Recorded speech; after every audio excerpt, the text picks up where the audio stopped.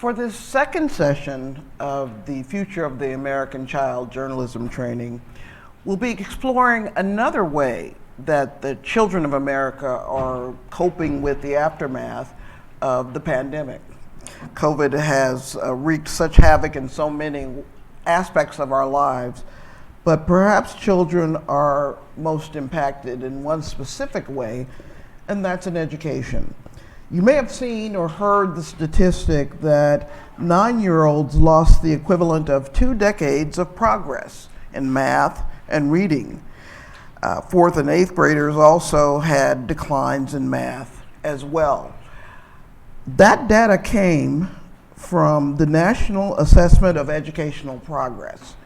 And we have one of the researchers who was involved in collecting that data joining us here today to help us put it in the proper context and to understand what those numbers mean. Dr. Grady Wilburn is a research statistician in the assessment division at the National Center for Education Statistics in DC. His role includes analyzing, reporting, and disseminating results from the National Assessment of Educational Progress, and also in managing the NAEP social media presence, and developing secondary reports using NAEP data. In my early conversations with Grady, we both came to the conclusion that for journalists, it's so important to resist the temptation to put together wild, bold headlines that say doom and gloom and all children are basically doomed to failure. And so this is why it's so important for us to have this opportunity to get contextual insights and analysis. So Grady, thank you so much for joining us today, and we welcome you to our training. Thank you so much for having me, and I'm really happy to be here, and I appreciate that introduction. Should I jump right in, Rachel? Yes, why don't you? Okay, I'm going to share my slides here. Here we go. Please let me know if you can't see my screen. So, like Rachel said, I work for the National Center for Education Statistics, and one of my jobs are to disseminate these findings. And typically on a given year, I'll talk to several journalists when these results are prepared. We do an embargoed briefing so journalists know what the story is. They can have their articles in the paper, so to speak, or online midnight that morning. And so before the results are shared with the general public, we give an opportunity for journalists to query us and ask us questions so that they can write their articles. And so what I'm going to do is take you through the most recent results and share not only the results, but some of the nuances that I think are very important for you all to understand. And then I'm going to leave the last half hour, honestly, because I really would like to hear the questions you all have and engage in discussion around whatever topics you all feel necessary. But in a given year, typically I'd be done talking about these results, maybe a month or so. But this isn't a typical year. Last year wasn't a typical year. And I'm speaking with you all today, and I'm so happy I could be here. I wish I could be there in person, but I'm speaking with another group that's out in Colorado in a few hours, and I'm speaking to another group that's actually out of Houston tomorrow. So I couldn't fly there and do all those things. So I appreciate the Zoom option here. So I'm going to dive right in. And I'm going to first just take us through what is the National Assessment of Educational Progress, or NAEP, go through the results, and then like I mentioned, engage in some questions and discussions. So what is NAEP? So it's known as the nation's report card, and it's known as the nation's report card because it's congressionally mandated. Like I mentioned, I work for the National Center for Education Statistics, which is part of the Department of Education. We are separate of the policy part. We're actually the research arm, and so we don't engage in the policy aspects. We just collect data and report the facts. The reason it's called the nation's report card is mostly because of that third bullet. It's a common measure of student achievement across the country. And so I know you all may be familiar with the fact that states and districts often have their own test, their own state test. Texas has a test, Virginia has a test where I'm at. But you can't compare the results of the Texas test to the results of the Virginia test because they're two different assessments. Well, NAEP bridges that gap. We administer almost the exact same assessment, particularly in math and reading, across the nation to samples of students in each state. And then we can report a score for fourth and eighth graders. Those are the two grades that we assess for fourth and eighth graders in math and reading. We have several other assessments that are available at just the national level, but today I'm going to report and discuss just those state-specific results for fourth and eighth grade, and I'll go into a little more detail about when and how we collected those data. So the reason that these new data are so important is because we're going to compare results that we collected data for beginning of last year, between January and March of 2022, to data that we collected in January and March of 2019. And we all know what happened between 2019 and 2022. March of 2020, the pandemic, worldwide pandemic was declared. Most schools who weren't closed already closed. And so we have students for the first time in a long time, not in a brick and mortar building, and are learning from home. In most instances, learning from home. In other instances, learning opportunities were lost. And the big question when schools started to open back was, what is the impact of this on our students? And we are in this unique position, like I mentioned, to not only collect those data, but to discuss what those results are, and to then put those data in the hands of people like yourselves, who can intelligently discuss what this looks like in your city, in your state, or nationally. We can report results for different student groups, including race, ethnicity, gender. We have data for students with disabilities, for English learners. We have data for a number of factors. And then for 2022, we also added a questionnaire that asked about student, teacher, and school experiences between 2019 and 2022. And so to make sure I'm clear, we always ask students and teachers and schools questions about the educational environment of the student. But we added a questionnaire in addition that talked about just the pandemic learning experience. Again, so we can help contextualize those findings. We knew we'd have a lot of questions about that. So like I mentioned, we have results for every single state and jurisdiction, plus DC, Department of Defense schools, and in math, we also have data for Puerto Rico. In addition to those jurisdictions, we also have data for 26 large urban districts, and we call that our TUDA program, our Trial Urban District Assessment. And you see those districts represented here. Again, we have 26 of them.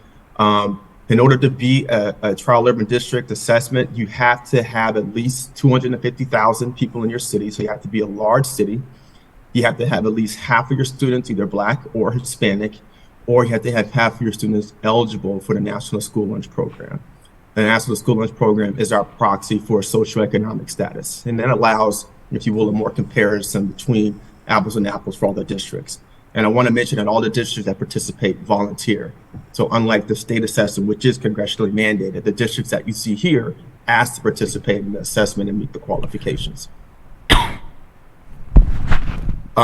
There are a lot of data I'm going to go through. I'm going to focus on just the cognitive outcomes, how students did on the assessment.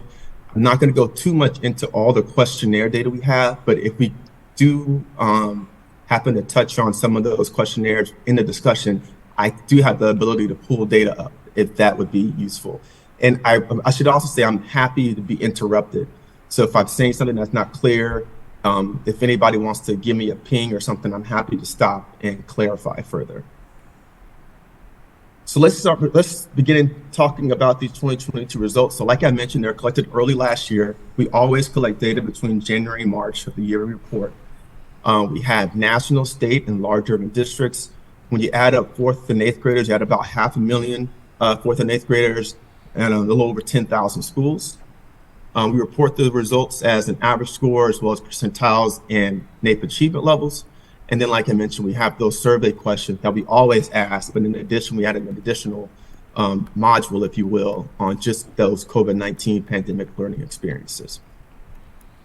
So let's begin with our math results.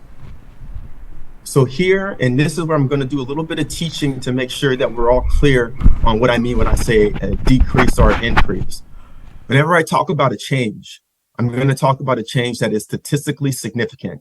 So even if you see two numbers that are numerically different, since we collect results from a sample, right? We don't collect every single student in Texas. We collect a sample of students in Texas that represent all the students in Texas. Therefore, there's some wiggle room, some standard error, if you will, around that estimate. And so we have to test whether or not those differences are actually statistically significant. Where there is a difference that is significant, you'll see that asterisk right there next to it. So when you're looking at grade 4 math, you see from 2019, the previous data collection, to the 2022 data collection, there was a 5-point drop from 2019 to 2022. For 8th grade math, there was an 8-point drop. Now, these drops were the largest drops that we've ever seen in the history of our assessment, and you see that these data go back to 1990. So very large drops when you compare 19 to 22. However, when you look at the data in 2022 back to 1990, you do see that grade 4 that's at the top and grade 8 that's at the bottom are still performing higher than their counterparts back to 1990. But however, we do see those drops from 2019, largest drops we've ever seen. To look at results beyond the average score, we will look at the percentiles. And this is something that we purposely do every release, because the average score could hiccup up, it could hiccup down, and you may think, okay, things are generally okay. When you pull the data apart and you look at the percentiles, often you can get a different story. And so here, if you look to the far right, you see that we have the 10th and the 25th percentile at the bottom. Those are our lower performers. And then at the top, you have the 75th and the 90th percentile. Those are our higher performers. And so we want to see if the scores that we saw average, across, we saw that average decline, if that phenomenon is still true across the performance distribution. And so what we see at the top, we see those are the 90th or 75th, they decline. If I start with grade 4 on the left, the 2 and 3 point decline for the 75th and the 90th percentile, that's a significant decline. Anywhere you see that down arrow, that's a significant decline. But you also see at the bottom there's that 6 and 7 point drop for those at the 10th and the 25th. So the story here is that, yes, all 4th graders declined in math, but the lower performers declined even more, right? So that school closure between 2019 and 22 seems to have maybe impacted those lower performers more than the higher performers in grade 4 math. In grade 8 math, when you look to the right, you see everyone decline, and there's no significant difference between any of those numbers in that grade 8. Here's another quote unquote teaching moment. We'll see a lot of stories written about NAEP, and often they'll use our definition of proficient to mean grade level. On NAEP, proficient does not mean grade level. On most of the state tests, however, proficient does. And so there's often a conversation that we're having with journalists where we're trying to explain to them, NAEP proficient is a little bit of a higher bar, if you will, than most state level proficient. And so because of that, you'll often read articles that say, if we use this number right here, we combine the 29 and the 8 at the top, only 37% of 4th graders are at grade level. And that is not true given our assessment. 37% of students are at NAEP proficient, but again, like I mentioned, that is often different from grade level. Grade level in Texas may be different from grade level in Virginia, which is different from grade level in California. What we are seeing, though, is students below NAEP basic are growing. We don't want to see that, right? We want to see less students below NAEP basic, and we want to see more students at above proficient, and we see that those numbers have declined. And if you visually look at it, you can see that students are kind of moving down, if you will, that performance distribution. And that story is consistent for grade 8 as well, where we see that almost 40% of 8th graders are below NAEP basic, and about 27% of students are above proficient, which is a drop from the 34% of students who are above proficient when you looked at 2019. Here are some of those student groups that we can report data by. If you see a down arrow with that dark blue down arrow, that means that the change from 2019 is statistically significant. And so you see those student groups on the far left: white students, Black students, Hispanic students, Asian students, and students of 2 or more races all saw significant declines when you compare their 2022 score to their 2019 score. Native Hawaiian Pacific Islander students were flat, and then American Indian and Alaskan students saw that drop at grade 4, but not that drop at grade 8. And so those diamonds, you see those numbers in those diamonds. That's that numeric difference that I mentioned on the outset. There is a numeric 4-point difference, for example, for the 8th graders who are American Indian Alaska Natives, but that difference is not statistically significant. And you see that 3-point drop for white students, that is. Now, the reason this 4-point difference isn't, but this 3-point difference is because the American Indian Alaska Native students is such a small percent of all students that our sample is going to have even more error around that estimate because it's such a smaller sample versus white students, where we're able to get white students in almost every single school that we go to. Therefore, the error around that estimate is much smaller, making it easier to detect whether or not that difference is statistically significant. Looking at some other student groups here, we see that male students, female students, economically disadvantaged students, those are students who are eligible for the free or reduced National School Lunch Program. Students with a disability and students who are in public schools all saw a decline across both grade 4 and grade 8. You see English learners declined in grade 4, but not in grade 8. And you see that Catholic school students were flat in grade 4, no change, but did have a decline in grade 8. So and I should have mentioned this earlier, that national trend line that I just showed, that includes all students. When I start looking at just within a state, we're only talking about public school students. Okay, so we have a national score, that's all students, that's public and private. We have a national public score, which is just public school students. And when you're looking at the state results and you're looking at those large district results, those results are also just public school students. We don't have Catholic school results at the state or district level. So let's look at those state and district results. So a lot of the stories that came out was that students were hit harder by math, and some of the data that they're using to make those statements are what we're looking at here. Of the 53 states whose data we have, 43 of those 4th graders declined from 2019 to 22. That means in 43 states, that 2022 score is lower than that 2019 score. 10 states had no significant change, and not one state showed an increase. For grade 8, of the 53, 51 states had a decline compared to 2019, with only 2 states showing no change and no states showing an increase. And here you see those states. And I imagine some of you all are interested in looking at how your state did. And so I'll sit here for just a moment, but to help your eyes find it, the down arrows in that lighter grayish blue, those are all the states that had a decline. And that slightly darker blue with those diamonds, those are states whose score in 2022 is not different from the score in 2019. All right, moving on to the grade 8 map. You see that the only 2 states that showed no change, compared to 2019 are Utah and then DS, that stands for our Department of Defense schools.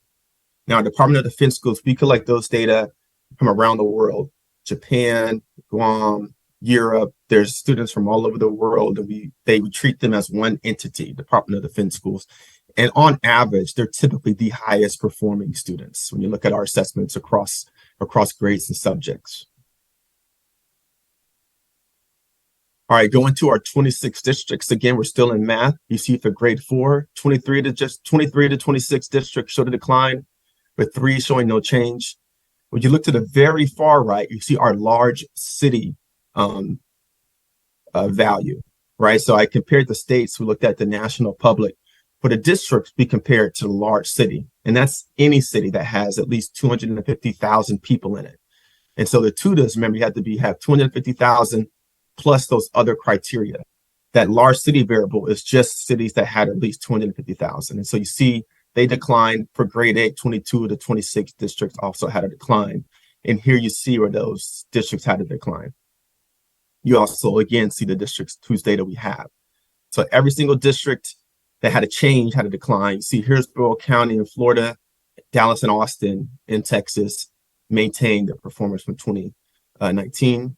For 4th grade, for 8th grade, you see that Miami, and Los Angeles, New York, and Philadelphia were the only districts to maintain their performance compared to 2019.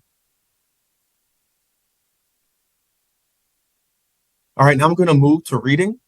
And so reading, you see a similar story, but maybe not to the same magnitude that we saw with math. So here, again, we see those 3-point declines from 2019 at the top, grade 4, at the bottom, grade 8. Different from math, though, is that 2022 score is not different from the score in 1992 when these data were first collected. So in math, we saw a decline for 19, but those score in 2022 was still higher than that first score in 1990. In reading, however, that isn't the case, where students in 1992 are displaying the same level of understanding of reading that students in 2022 are. The percentile story is consistent. If you recall in fourth grader, those higher performers were dropping, but not at the same rate as the lower performers in fourth grade reading. In fourth grade math, you see similar stories where the far left, those students at the top didn't have a change. 75th percentile students, had a 1-point drop, but those students at the 25th and the 10th had a 5 and a 6-point drop, respectively.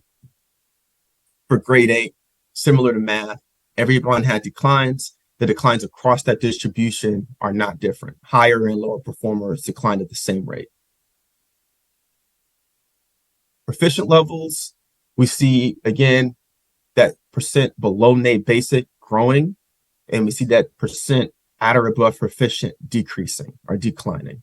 Again, something we don't want to see. We would like to see, and I'm speaking of this as someone who wants to see education improve, that we would like to see the needle kind of continue to move up, but in actuality, what it looks like is we're taking a step back. When you look at grade 4 at the top and you look at grade 8 at the bottom, again, that below NAEP basic growing and that NAEP proficient shrinking.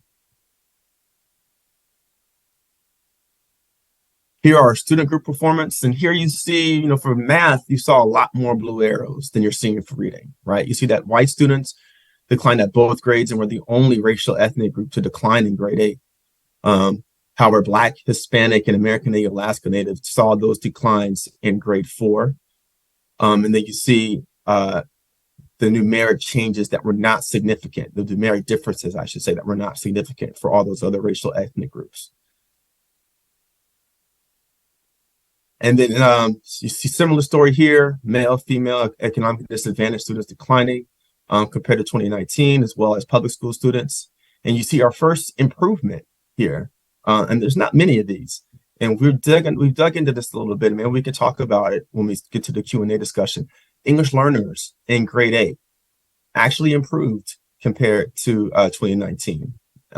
This is, a bright spot, if you will. We were honestly calling a no change a bright spot, but English learners improving their performance from 2019 is actually one of the only improvements that I can recall seeing in the results this year. Looking at the state level, again, we only have 52 states for reading, not 53 like we did for math, because we do not translate our reading assessment into Spanish, and therefore we cannot assess the island of Puerto Rico. For math, I should have mentioned, we do translate our math assessment into Spanish, which means we can assess Puerto Rico. But translating our reading assessment into Spanish, it would violate the framework or the construct that we're trying to measure with reading, which is, can you read in English? So translating in Spanish would violate that construct. However, you still see 30 of the 52 states declining in grade 4 and 33 of the 52 states declining. 33 of the 52 states declining in grade 8. A lot, no change here, particularly when you compare it to math, right? You see a lot, no change here, and you actually see an increase in grade 8 math, grade 8 reading, Grady, can you hear me? Yes, ma'am. I can. We have a question. Someone needed something clarified at this point, so. Sure. Go ahead. Oh, with the mic. Hold on 1 second. Mm-hmm. Hi, sorry, thank you. Kayla from Street Sense Media. I think you said that tracking economically disadvantaged students, is that correct, that you look at the school lunch program? Yes, ma'am. Okay, perfect, thank you. Yeah. I had a quick question about the improvement for English learners. Mm-hmm. Is that the kind of nugget that a journalist can pull from this data and do a contextual story about it, or is there enough supporting information around that that would make it a valid story? Absolutely. And oftentimes what we'll do is, given our priorities, we can't dig into these data and give it the time and attention necessary to figure out what it is that's going on.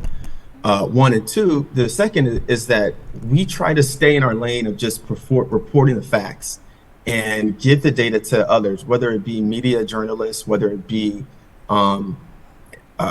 researchers who want to dig into the data and can get to the whys.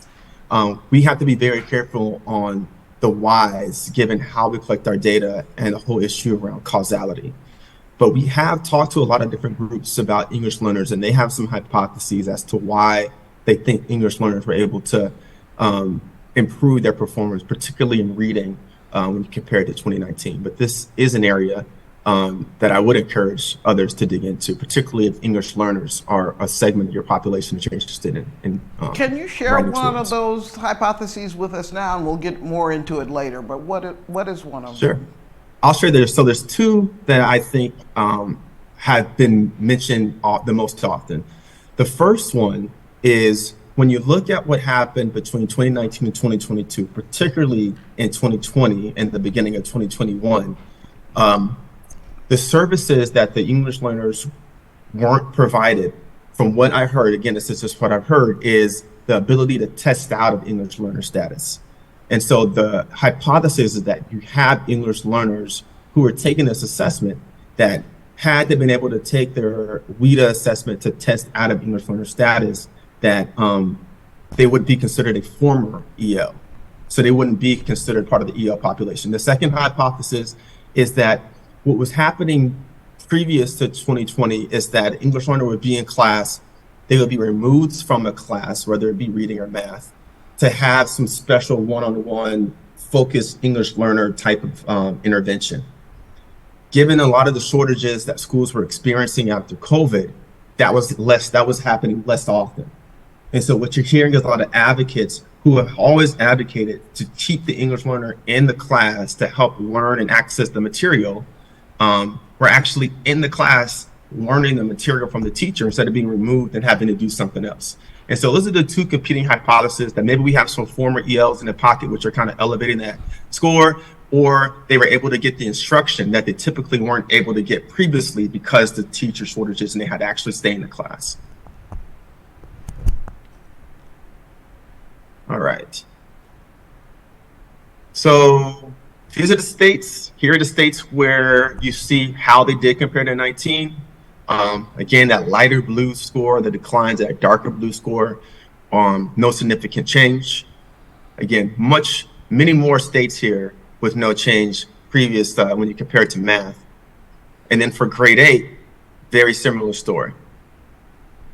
The increase down here, I mentioned Department of Defense schools before. Department of Defense schools were the only state, quote unquote, state to improve performance from 2019 to 2022. Looking at our districts, again, we have 26. Fourth grade at the top, 9 showed a decrease compared to 17 showing a decline. I'm sorry, 9 showed a decrease compared to 17 showing no change. Graded at the bottom, 4 showed a decrease compared to 21 showing no change. And again, compared to math was, you saw declines for the majority of states. Here, the majority of change is that there isn't a change. The majority of results show there isn't a change. And let me make sure I point out here that the large city for grade 8, overall, that variable was flat, whereas the national public showed those declines. So the large city, something was going on there. When you look at the large city results for 8th grade reading, that they were able to kind of maintain their performance. And then here you see those results.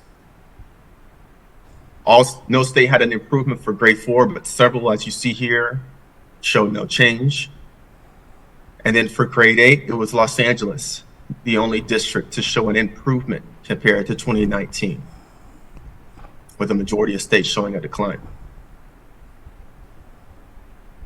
So the last part of my presentation, I wanted to just highlight some questions that we asked in the event that you did want to query the data more to get at that pre-post-COVID. I'm saying post-COVID, even though I know we're not post-COVID, pre and post school closure is maybe more accurate. So one of the questions that we asked, I'm going to get rid of this menu so that I can see, is that we asked the question to 8th graders. We asked 4th graders too. This particularly highlights 8th graders. Did you learn from home at all during the 2020-2021 school year? And so this was to get at learning mode at the student level. And then here are what you see is across the states, the different percentages. So again, the question was worded to this as, during the last school year, did you ever learn at home? And so students who learned at home once versus students who had learned at home 7 months, they both would have answered yes to this question. If you didn't learn at home at all, then you would have answered no. And again, you see those percentages as you look across the slide here. And we could talk about how this related to performance in a moment, because it's a little bit nuanced in it, but it is something I wanted to share. Something else I wanted to share was the experience of those students that learned from home and how it differed within that population. So these data are focusing on just those students who said they learned from home. Now, nationally, I think this is looking at math grade 8.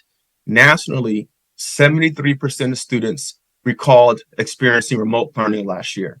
Okay, 73%. So of those 73% of students, we asked these questions. Okay, then what we did is we looked at the lower performers, those who were below the 20th percentile, and the higher performers. That's your far right column, those who are above the 75th percentile. And what we see is a difference in resources, right? So for example, we asked, when you were learning at home, did you have access to a desktop computer, a laptop, or a tablet all the time? Those lower performers, 70% said they did. The higher performers, 91% said they did. So you can imagine if you don't have a computer or a laptop, that's pretty much like being absent from school, particularly when you're learning remotely. Did you have a quiet place to work at least some of the time? Lower performers, 82%. Higher performers, 93%. Every time you see this asterisk, that means that these two percentages are significantly different from each other. Had a teacher available to help with schoolwork at least once or twice a week. 60% of the lower performers said they did. 77% of the higher performers said they did.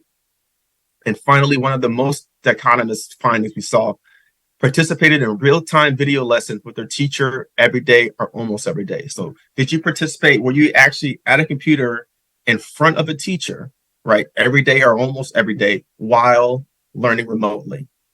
Of the lower performers who answered that they did learn remotely, 41%. So less than half of the lower performers had real-time video lessons with their teacher every day or almost every day versus 71% of the higher performers. So, not a surprising finding, but if you don't have the data to kind of validate or at least empirically validate that finding, and then it's a difficult point to make, but here we see that point being made. So like I mentioned, we asked teachers questions. And so we asked teachers in 2019 as well as in 2022. So preschool closures and post-school closures. Does your work inspire you? 2019, you see that 46% of the teachers said, yeah, I agree with that statement. That's exactly like me, right? 46% of, and this is another teaching moment. Our data is in terms of students. So the way you would read this percentage is 46% of students have teachers that said that, yes, my work inspires me in 2019. In 2022, that dropped to 39%. Okay. You don't see too much of a difference for quite a bit like me. But if you add these last three up, 13, 3, and 1, you see that about 17% of students had teachers who said somewhat, a little, or not like me at all, versus in 2022, where you had about 24. So almost one out of every 4 students having a teacher that says that my work inspires me, that doesn't really sound like them right now. And so we had to pay attention to the students. They're important, but we can't forget about the teachers and all the things that they had to go through and quickly going online and how that may have impacted their mental health as well as just their ability to effectively teach. And then finally, teachers have too many teaching hours, right? So 2022, half of the students had a teacher that said, that's not a problem. That's a decline for 2019. Or if you look at the other end, 9% of students had a teacher that said, yeah, I have too many teaching hours. That's a serious problem. That's higher than the 6% in 2019.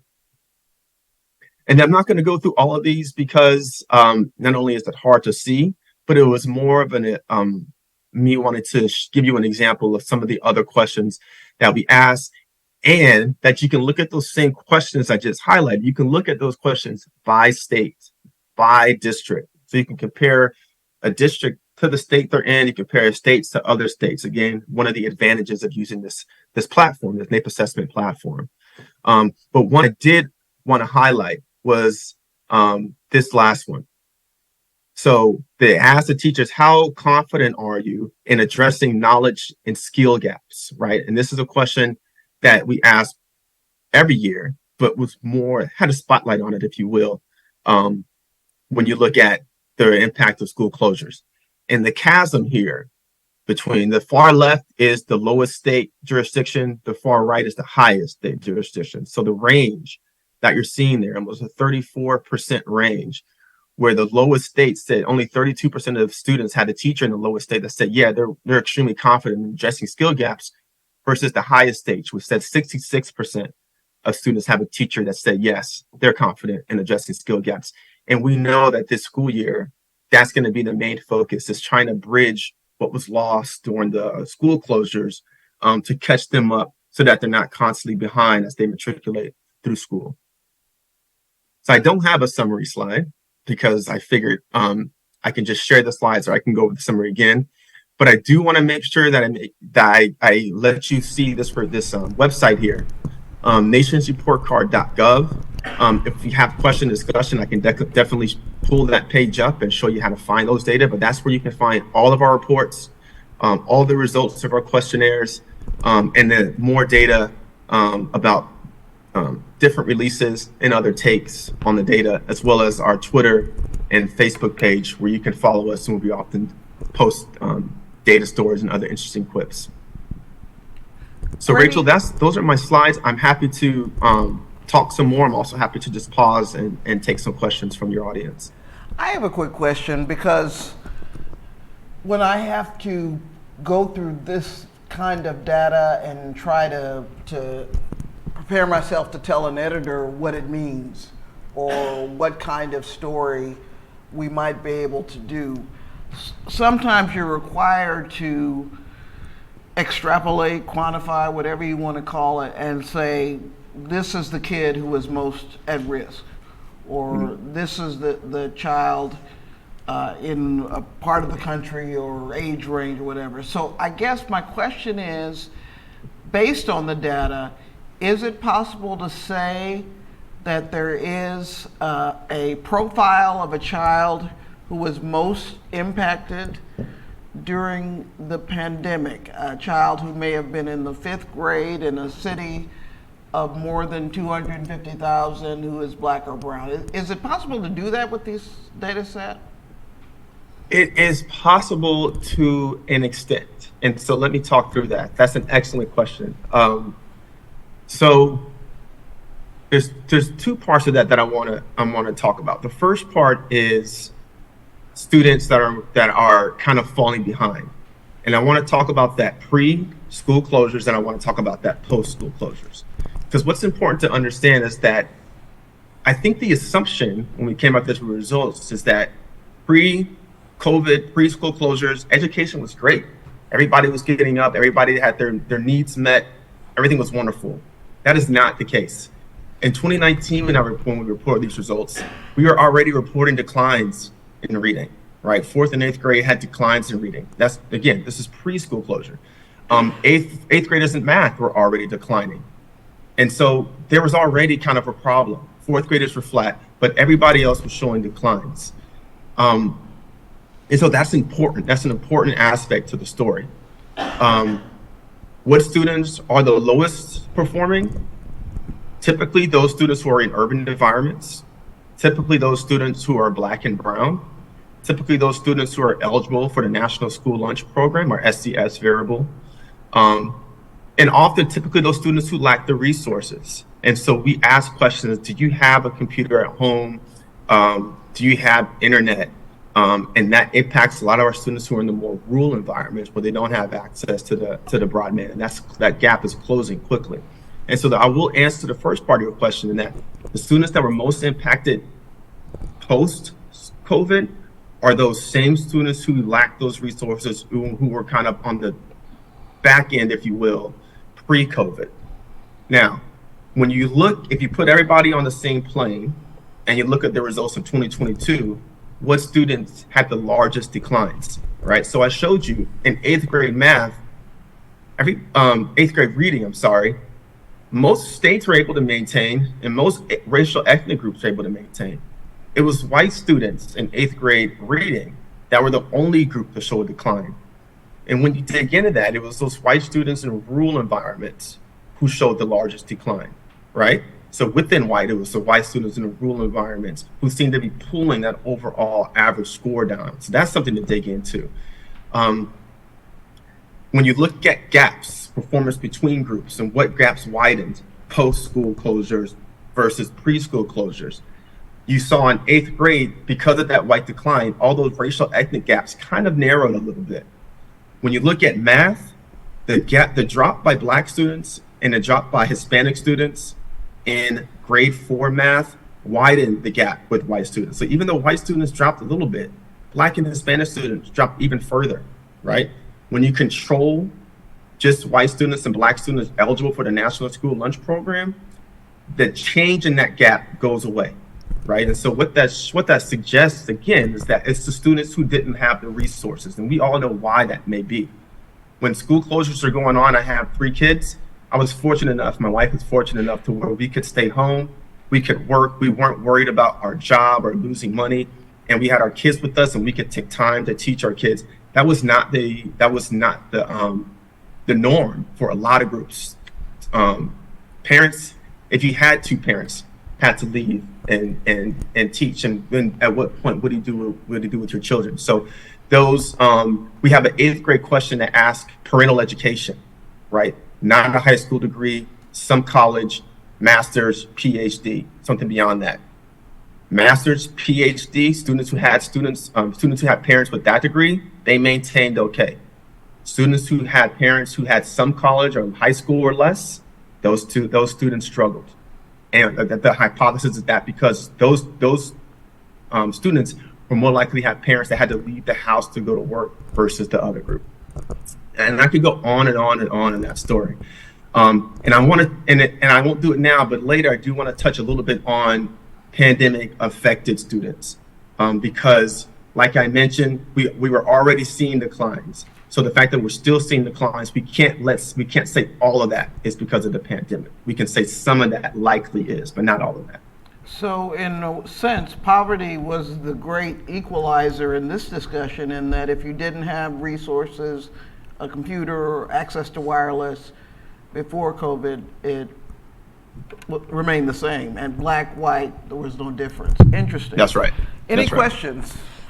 Yeah, hi, my name's Krista. I'm with the Courier Journal. I want to go back to the conversation about English learners. You said there's kind of these 2 hypotheses about why they improved. Do you know if anyone is changing the way they provide instruction based on that increase? Are we doing less pullouts, or are people talking about that yet? I don't know of anyone. And I think part of the reason is because no one has said this is the reason English learners improved. Their hypothesis, they're written and such, there's nothing empirical, no one has empirically backed up either of those hypotheses, particularly the pulling students out, to suggest that this is the reason. Within where I work, there's an office called the Office of English Language Acquisition. And so as soon as we saw these results, I have a contact there. I went up and I spoke with her, and she's the one who gave me that latter hypothesis about students no longer being pulled out. But however, the overall narrative, as soon as someone heard that maybe it's because former ELs, they took that and ran. And she was like, that isn't fair to the diversity of English learners. You can't say just English learners went up only because there's more former ELs. And empirically, the percentage only changed up by 1%. And so in my mind, that can't be it. And what she said is never one thing. It's always several things that happen. And so maybe pulling out, or not pulling out, if you will, was one thing.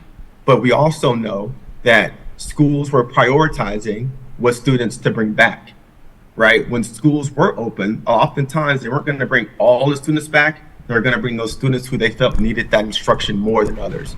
And so English learners and students with disabilities were often highlighted as those groups whom schools were identifying as we brought these groups back first. So that's another possible reason as to why we're seeing English learners able to combat that those declining scores. Hi, Aja Sid from Word in Black. I have two questions. The first one being if you've seen a big difference between charter school students and public school students, or was the decline just all across the board? And the second question is, why was there still such a huge achievement gap, especially in states like New York that provided the students with computers, Wi-Fi boxes, other resources that the students who were at that poverty line didn't have before? Was it the instruction model? Like, what was it even after they were given the resources that they needed? Okay, so let me ask your second question first. So in New York City, you're asking why there was a decline there, even though all these resources were put in place to help, if you will, combat that. Right, and other accurate? states, if they got those same resources, because I'm not sure about all 50 states. Yeah, so I think it's a great question. I highlight that Los Angeles improved. What you just mentioned was one of the things they highlighted as to why they improved, is that they got out there immediately and started providing this, the hotspots and the computers to those. Like I mentioned, it's hard for me to get into the why a state did or didn't change. There are people in New York who I suggest you probably talk to get at that. But New York is one of those tale of two cities, if you will. Within New York, there's a large achievement gap between white and black students, between white and Hispanic students. And it's the same in Washington, D.C., close to where I am. The reason is that it's given for that, not the reason I'm giving. The reason that is given that is because I know within Washington, D.C., I think, Rachel, you live in the D.C. area. Yes. The white students live in one part of town, the black students live on the other part of town, and the Hispanics live in the other part of town. And you can often see the differences, right? That part of town, that student, that group often has resources. They have different parent resources, different neighborhood resources than often some of the neighborhoods where the other students live. I don't know New York well enough to make that same claim. I imagine, though, looking at the data for eligibility for National School Lunch Program by school, you can see what the schools are. There's probably something there. But what's also important, and it's not just giving internet, it's not just giving computers, it's what was happening with the face-to-face during those computer sessions, right? So how much asynchronous learning was actually happening? Asynchronous learning, meaning how often was the teacher actually sitting in front of the students and teaching versus, just using the computer to find an online worksheet or game in which they're supposed to do to improve their time. Second, when they were in front of a computer, did they have a teacher? Did they have a big brother or aunt or grandma or mom or dad that was helping reinforce some of that learning? I heard teachers, who were talking about when these data come out, that they're talking to students on the computer, and oftentimes at school, they would see 2 or 3 students who maybe didn't get it, and then they would go and kind of reinforce some of the lessons with those 2 or 3 students. There was no avenue for that to happen on the computer. I should say that avenue wasn't as easily accessible on the computer versus in school. And so it's not just whether you got the internet or the computer, it's what happened before that or what happened after that, right? So instruction is important. To get to your first question about a difference between charter and public school students, that's actually an empirical something that I can find. And Rachel, I don't know if I'm still sharing my screen, but I could go to our report card and just find those data real fast so that your fellows there know how to find that. But the overall story is that everything, charter and public, all generally went the same direction.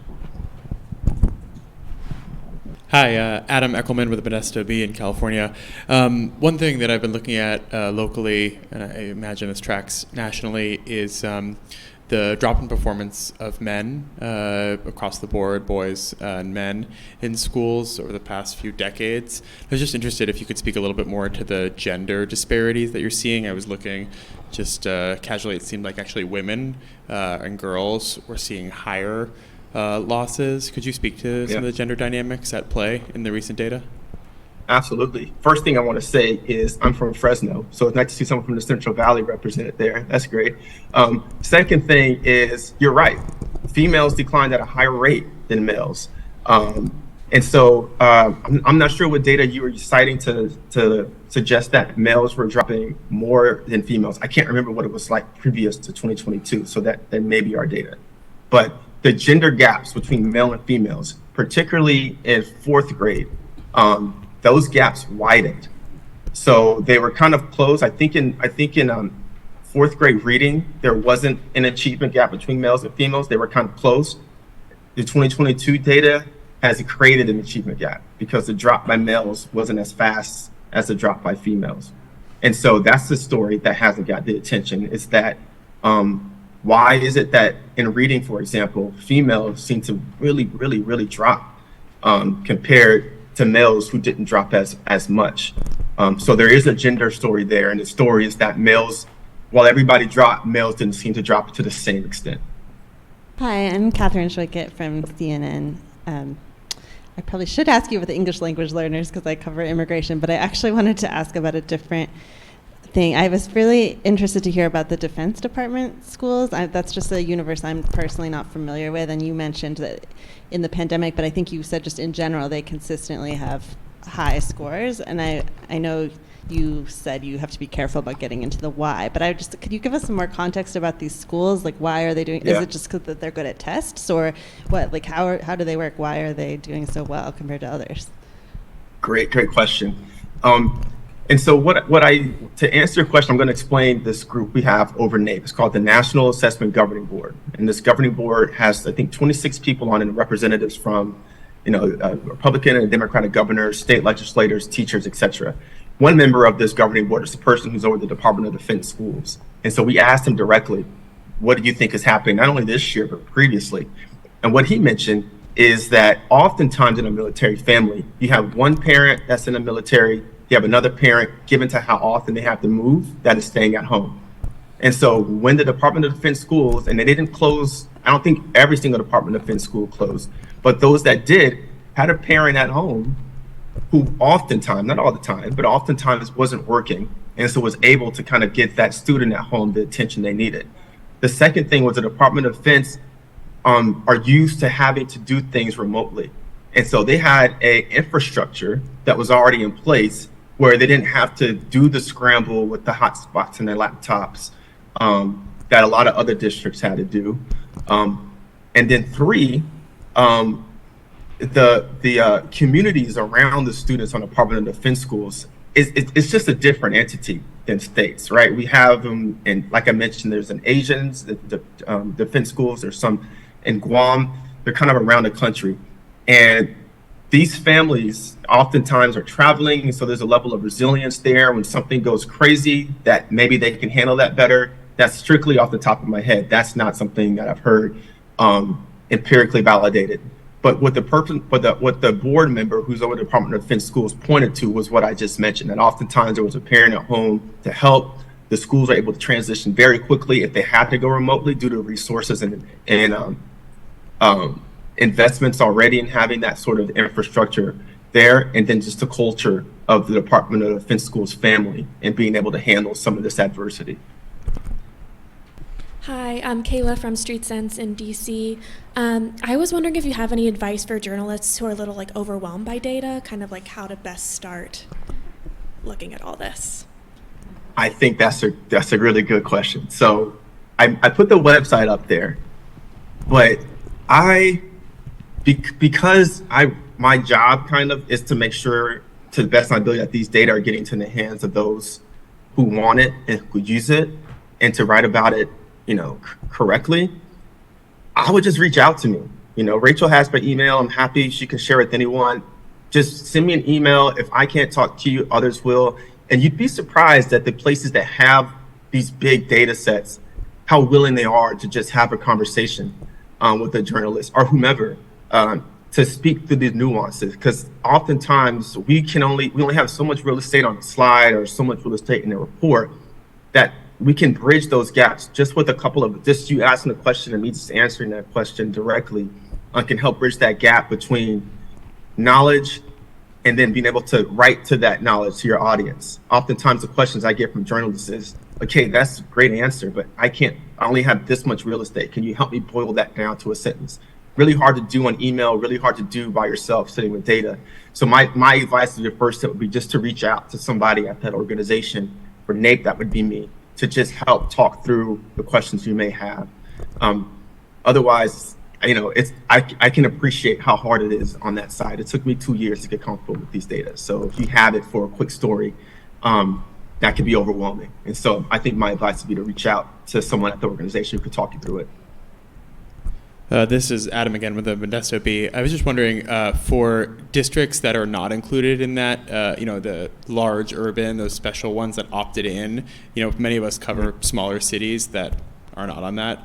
What would be some educational data that you suggest we look at or track in the future to understand how COVID has impacted our districts locally? So that's a great question. So if you need local data, I think you're going to have to use the local, the state test that's given at the local level. I know a lot of the state education agencies are putting special resources into making sure that you can compare easily the performance of the schools in whatever district, Modesto in 2022, to the scores of the students in Modesto in 2021, and trying to frame that in a way that helps you write to the story. It's really hard to use NAEP to talk about a really small, not really small, but any district whose data we don't have an estimate for. However, we do have a lot of questions, like I mentioned, student and teacher and school questions. So if there are characteristics that are unique to your district, schools, teacher certification, eligible for the school lunch program, English learner status, you can use that to kind of paint a picture of this is how districts, or this is how students who have, characteristics similar may be performing. But to speak to a small town directly, I think you have to rely on the state assessment data given at the district level. Yeah, Henry Gass with the Christian Science Monitor. I wanted to ask sort of what all this data means long term. We just had a panel about early child care, and there was a lot of talk then about how it can be challenging to convince lawmakers to invest in early child care because it's such a long-term investment that you don't see the benefits of for a long time. And looking at this data, I'd like to know, I don't cover education in schools that much, like what does this mean for these kids? Like, are these gaps are they sort of easy to overcome, you think, sort of over the years, or will this mean that they're at high risk of not graduating? What does that mean? Like, yeah. What is this going to mean in 10 or 15 years? Yes, it's a great question. There are a lot of people have been trying to figure that question out. So I'll give you my take on it. The first thing is that this is a very important moment. And I think people are getting that. The amount of times I've been speaking to people about the results, like I had mentioned at the outset, has just dramatically increased. And I think that's because people get it. Largest drops ever in math, one of the largest drops ever in reading. And so this is a moment where you can't trickle into this. You have to go, 2 feet in, 10 toes down, and you have to put strategies in that can help the students recover. Some of those strategies that we've been looking at that are empirically validated to work is putting the material in front of the students more often, right? And that could be done several different ways. It could be summer school, extending the school year, high dosage tutoring with high fidelity, meaning that you have professionals doing tutoring who have a strategy in place to help these students recover. But the way the scores went down over 3 years, I'm optimistic that the scores can go up in 3 years to the same extent, right? We had a lot of time where a lot of students were just out of school, and we have schools and teachers that are really, really trying their best to catch up And they're using some of these strategies that we talked about so that we don't see an impact on graduation rates in a few years, or we don't see an impact on educational outcomes post high school, right? Going to college and beyond. I think another important thing is that this is just one outcome of COVID, right? Educational scores. We've seen other outcomes, mental health declining, school bullying up. There's a lot of other things. These kids went through a lot, right? And so we're seeing what they went through result, if you will, in scores. However, you can't just focus on getting their math and reading scores up. You need to come back and focus on the whole child. Looking at the agenda for your program, I saw an aspect or a focus on mental health. I honestly feel that this should be there, making sure the kids are okay. If they're not going to worry about their math or their reading score. You know, they just lost their uncle, or they're in a community, they lost somebody closer to them, or they're in a community where they're losing neighbors. And, you know, it was a lot of, you know, again, I have an 8-year-old, a 5-year-old, and a 3-year-old. And it was my 3-year-old and my 5-year-old didn't really know what was going on. My 8-year-old, no friends, no school, like it was traumatizing for him for a while.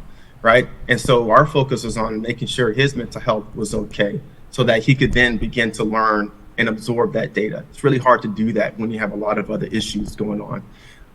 And so I think that if schools and states and policymakers are already talking to us, asking similar question that you all are asking, like where are the students that need this intervention? And we're helping them identify where those students are. And I think they're starting to put money and resources in places where it would be where the impact would be most immediately felt. And so again, I'm optimistic that given the conversations that we're having and given the will of policymakers and teachers and schools and the general public in general, to just help get students and catch students back up, I'm hoping that within a few years, we're able to reverse, if you will, the impact that the last couple of years had on these school-age students. I think I'll take moderator's privilege and ask the last question, and that would be sort of a follow-up on Henry's question, which is, I know you said early on that obviously NCES is not a policy development arm, and you're separate from that piece of the education department, but I wonder whether or not this type of data fuels interventions of any kind that are sort of like in the moment sort of thing. So would the government be able to provide something, I don't know what, but does this kind of data fuel that level of action by the federal government? So my reaction to that will be one from observation. And so what I have observed from the federal government is, for example, I mentioned we do an embargoed briefing for journalists pre the release. Typically, it's just the commissioner of the NCES reading through the data and answering questions. This time, the Assistant Secretary of Education wanted to make sure he also addressed the journalist so that he could tell the journalist, this is what we're doing about it. And so that hasn't, I've been at NCES for 11 years. That's the first time something like that has happened. And I think it's because the administration is understanding that they need to be and appear proactive. We can no longer be on our heels. Every day you lose is a day missed to try to help these students get back to where they were before and then exceed it. And so I don't want to say as a federal employee that yes, we're doing something about it. But what I have observed is not only at the federal level, we bring states in to hear these results pre-release as well. At the state level, they're asking themselves the same questions. What students are in trouble and what can we do about it?